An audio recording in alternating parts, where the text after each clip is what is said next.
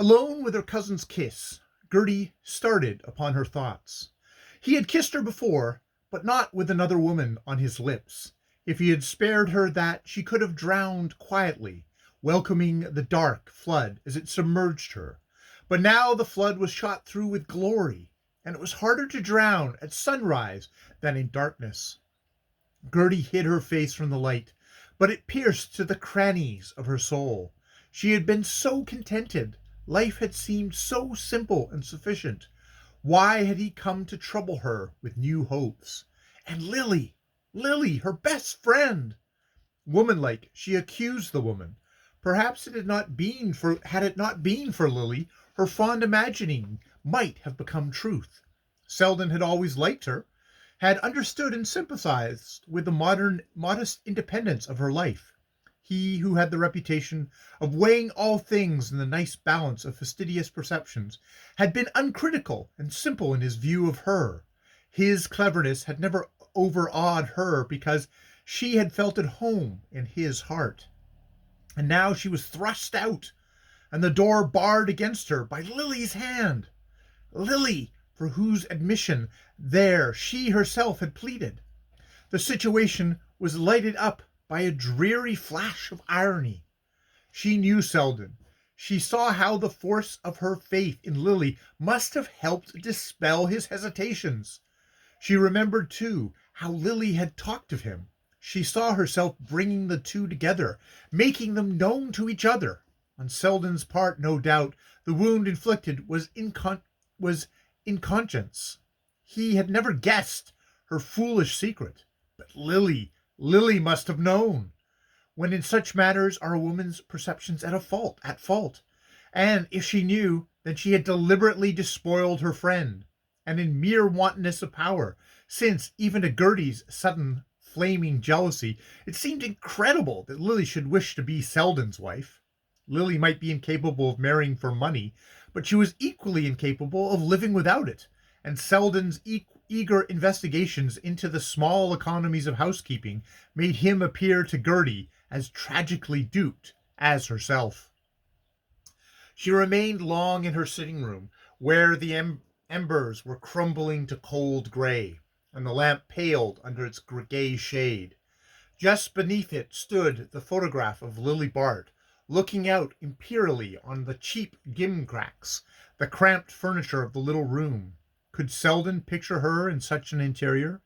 Gertie felt the poverty, the insignificance of her surroundings. She beheld her life as it must appear to Lily, and the cruelty of Lily's judgment smote upon her memory. She saw that she had dressed her idol with attributes of her own making.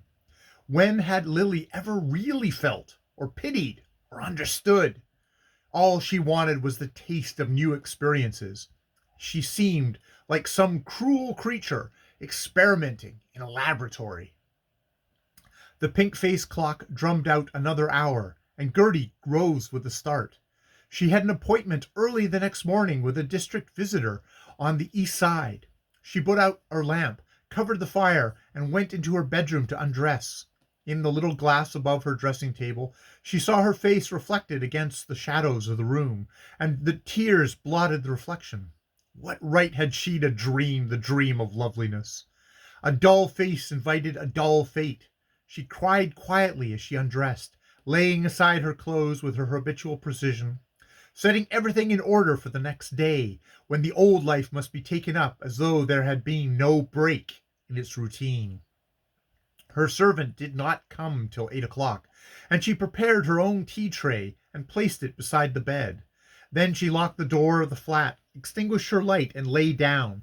But on her bed sleep would not come, and she lay face to face with the fact that she hated Lily Bart. It closed with her in the darkness, like some formless evil to be blindly grappled with. Reason, judgment, renunciation, all the same daylight forces, were beaten back in the sharp struggle for self-preservation. She wanted happiness, wanted it as fiercely and unscrupulously as Lily did, but without Lily's power of obtaining it. And in her conscious impotence, she lay shivering and hated her friend. A ring at the doorbell caught her to her feet.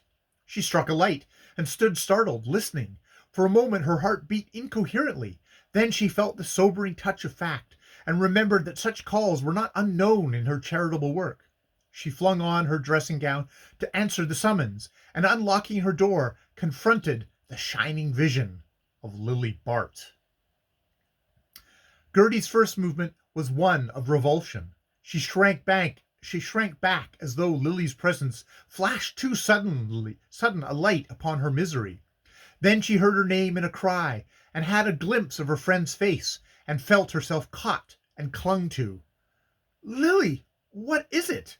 she exclaimed. Miss Bart released her, and stood breathing brokenly, like one who has gained shelter after a long flight. "I was so cold, I couldn't go home. Have you a fire?" Gertie's compassionate instincts, responding to the swift call of habit, swept aside all her reluctancies. Lily was simply someone who needed help. For what reason? There was no time to pause and conjecture. Disciplined sympathy checked the wonder on Gertie's lips, and made her draw her friend silently into the sitting room and seat her by the darkened hearth. "There is kindling wood here. The fire will burn in a minute." She knelt down, and the flames leapt under her rapid hands. It flashed strangely through the tears which still blurred her eyes, and smote on the white ruin of Lily's face. The girls looked at each other in silence. Then Lily repeated, "I couldn't go home." "No, no, you came here, dear. You're cold and tired. Sit quiet, and I'll make you some tea." Gertie had unconsciously adopted the soothing tone of her trade. All personal feeling was merged in the sense of ministry, and experience had taught her that the bleeding must be stayed before the wound is probed. Lily sat quiet, leaning to the fire. The clatter of cups behind her soothed her as familiar noises hush a child whose silence has kept wakeful. But when Gertie stood at her side with the tea, she pushed it away and turned an estranged eye on the familiar room. "I came here because I couldn't bear to be alone," she said. Gertie set down the cup and knelt beside her. "Lily, something has happened. Can't you tell me?" "I couldn't bear to lie awake in my room till morning. I hate my room at Aunt Julia's, so I came here." She stirred suddenly, broke from her apathy, and clung to Gertie in a fresh burst of fear. "Oh, Gertie, the Furies! You know the noise of their wings, alone at night, in the dark. But you don't know. There is nothing to make the dark dreadful to you." The words, flashing back on Gertie's last hour, struck from her a faint derisive murmur, but Lily, in the blaze of her own misery, was blinded to everything outside it. "You'll let me stay? I shan't mind when daylight comes. Is it late? Is the night nearly over? It must be awful to be sleepless. Everything stands by the bed and stares." Miss Farish caught her straying hands. "Lily, look at me. Something has happened. An accident? You have been frightened. What has frightened you? Tell me if you can, a word or two, so that I can help you." Lily shook her head. "I'm not frightened. That's not the word.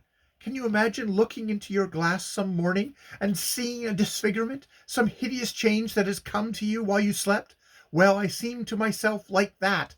I can't bear to see myself in my own thoughts. I hate ugliness, you know. I've always turned from it, but I can't explain to you. You wouldn't understand." She lifted her head, and her eyes fell on the clock. "How long the night is! And I know I shan't sleep tomorrow. Someone told me my father used to lie sleepless and think of horrors, and he was not wicked, only unfortunate, and I see now he must have had suffered, lying alone with his thoughts. But I am bad, a bad girl. All my thoughts are bad. I have always had bad people about me. Is that any excuse? I thought I could manage my own life. I was proud, but now I'm on their level." Sobs shook her, and she bowed to them like a tree in a dry storm.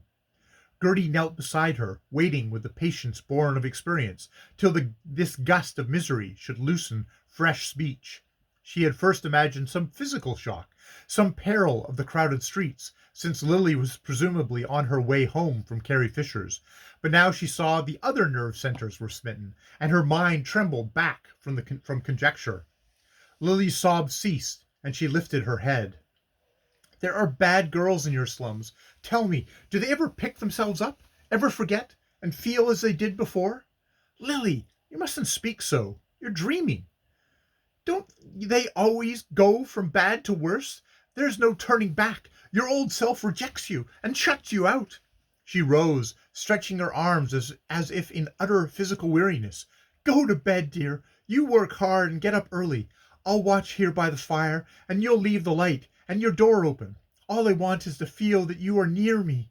She laid both hands on Gertie's shoulder with a smile, and that was like a sunrise on a sea strewn with wreckage. I can't leave you, Lily. Come and lie on my bed. Your hands are frozen. You must undress and be made warm. Gertie paused with sudden compunction. But, Miss Penson, it's past midnight. What will she think? She goes to bed. I have a latchkey. It doesn't matter. I can't go back there. There is no need to. You shall stay here, but you must tell me where you have been. Listen, Lily. It will help you to speak. She regained Miss Bart's hands and pressed them against her. Try to tell me. It will clear your poor head. Listen, you were dining at Carrie Fisher's.